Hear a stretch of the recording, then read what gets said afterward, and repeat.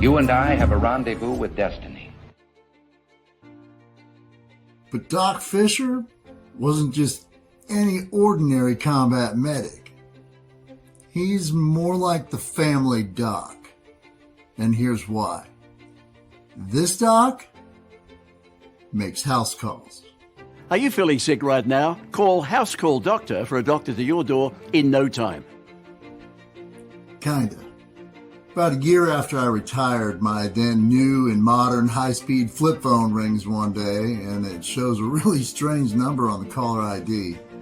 I answered and immediately recognized the white noise as most likely an international call, which it was. Of course it was Doc.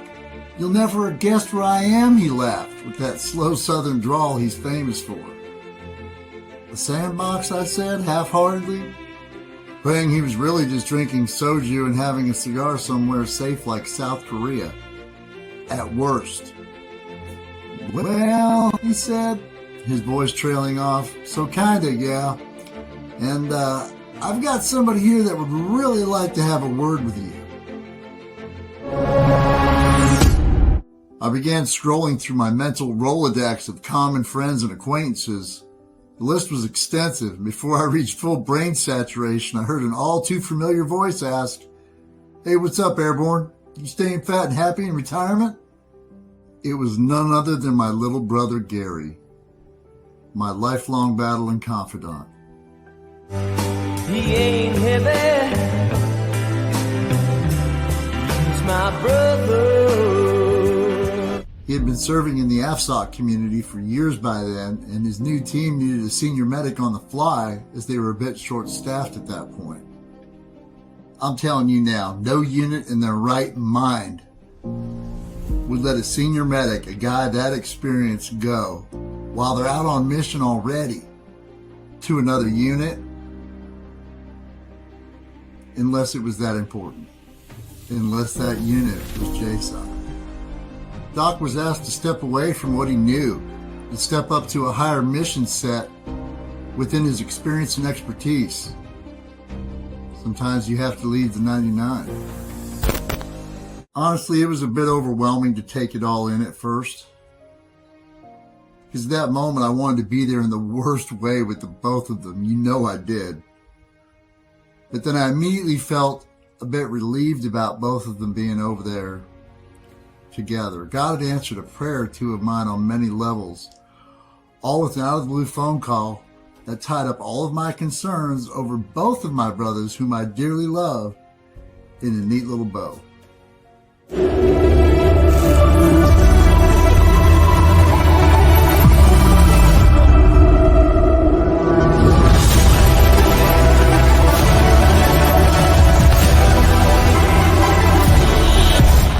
Two of the people I cared for the most on the planet were in harm's way, yet I took comfort in knowing that they were at each other's side.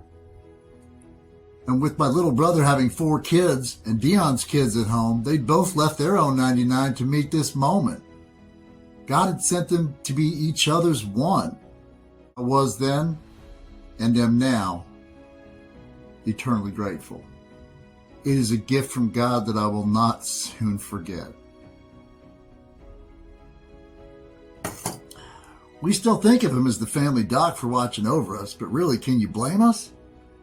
If any combat medic or corpsman went downrange with both of our boys on active duty, especially in a ruthless town like Ramadi, man.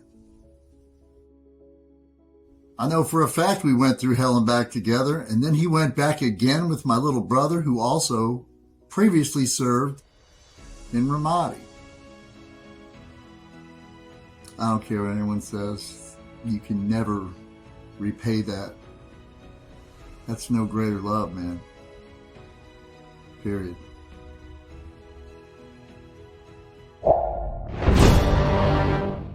When God called us to start Warfighter Ranch, we knew it would be a marathon and not a sprint.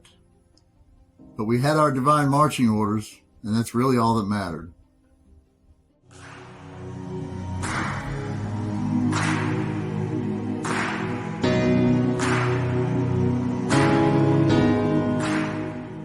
Way back in 2013, with what was then Airborne Ron's. We were invited to a gig in Texas with retired Green Beret and Golden Knight Dana Bowman and his team at an event in Dallas. We made bracelets for over 40 warfighters, including Medal of Honor recipients Sal Junta, Mike Thornton, and Tommy Norris. And one I tied in the car as a fundraiser for Chris Kyle's Frog Foundation that fetched $650 in the silent auction. The rifle sling that Abby tied and donated for the auction sold for $400.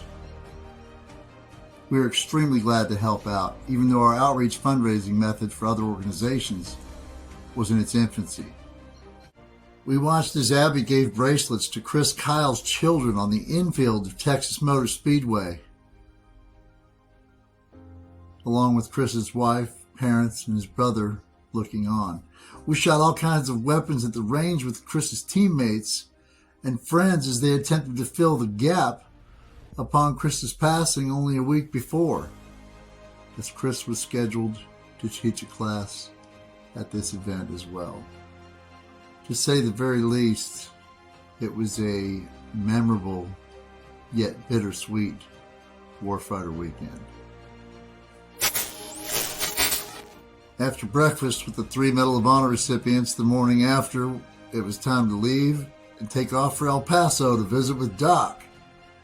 He was on the last assignment of his career, and I got to visit him and see him in action once again, this time at Fort Bliss, Texas. It was actually our first time on that post, and just as in years past, we found Dion neck deep in his element, with the troops.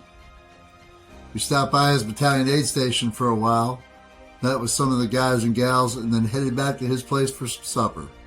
At the time, he was married to another medic who also served with us in Ramadi. Hell, our platoon and the remaining medics, including Dion's now ex-wife, before she was his wife, shared a hooch with us in our platoon for the first 6 months of our tour together. We enjoyed catching up, and both Helen and I were extremely proud of Abby after receiving a Medal of Honor coin from Vietnam legend and Navy SEAL Tommy Norris. We called my dad so she could tell him her news stories. His pride and pure joy were tangible, and it was a real delight to hear him belly laugh and be in such high spirits after 4 months in the hospital at the time. Dad was definitely in a great mood. Dion couldn't stop smiling, and it was definitely a divine appointment to share this moment in time together. Dad was spending his first night at home after a lengthy hospital stay due to heart and diabetic complications, including a leg amputation. Abby's excitement fueled his high, and his unusually high laugh was a tangible sign of his pride and excitement that night.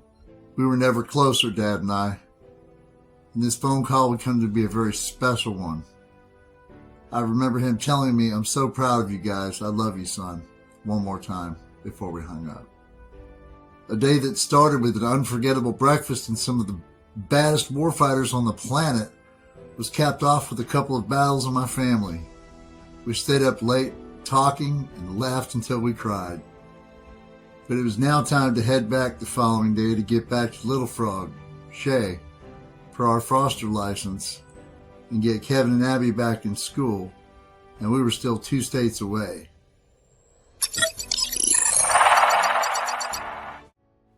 The very next morning, as we were all drinking coffee together, I got a phone call from my father's wife. This was a bit of a surprise to me because 1, she never called me, and 2, she was never my or the military's biggest fan. So my radar was definitely up. My dad had passed away during the night. And once again, Doc was there. This time for our entire family. God knew exactly when and where we needed to be and when we needed to be there. Timing is never wrong. Doc was and is the embodiment of a battle in every sense of the word. And on the heels of one of our best days ever, it was a hit to the gut like I'd never experienced before. When our friends died, Doc was there. My little brother needed him. And I needed comfort over both of them being deployed together. Doc was there. And even when Dad died, Doc was still there. I have literally been the one to this man's particular 99 at many different times over the last 20 years, whether he realizes it or not. And he's never once let me down. And while Doc may just be a mere man, a human being, I thank God for sending him to me every single time, every single day. I pleaded with my dad's wife to hold off just 2 days for Dad's funeral so that we could get home, which was then in New Mexico, refit with the kids, and then head back to South Louisiana for the funeral. It would be a whirlwind for all of us, but we were willing. I was his oldest son, but my request was denied. I was gutted and wound up missing my dad's funeral. The vast majority of my family outside my home has held it against me ever since. So if you've ever felt like a black sheep, then know that you're not alone. Doc was still there. Doc's always been there. And with that, I have a debt of gratitude that I will never come close to being able to repay, not even close. The man's a living embodiment of no greater love, though he'll never admit it.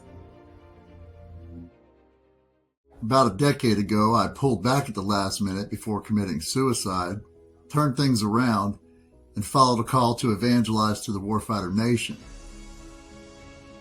Jesus left the 99 again that night for me. That being said, I can only hope that one day I can have a fraction of the impact on people the way that God and Dion have had on everyone he's ever sent him to interact with.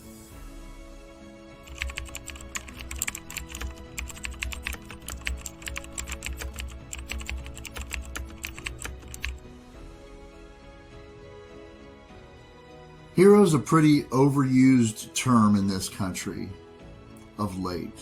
We've all heard it, though probably too many times out of context.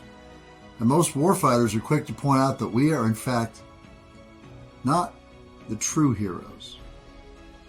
Personally, and speaking for myself, most of my heroes, from Mogadishu to Ramadi, are those with their names etched into eternity by the hand of God himself. They are truly free now, hanging out in Jesus' team room, and if I'm being completely honest, probably praying for and laughing at most of us. You know it's true. But every now and then, an exception to the rule emerges, giving us a crystal clear snapshot of a hero in our midst.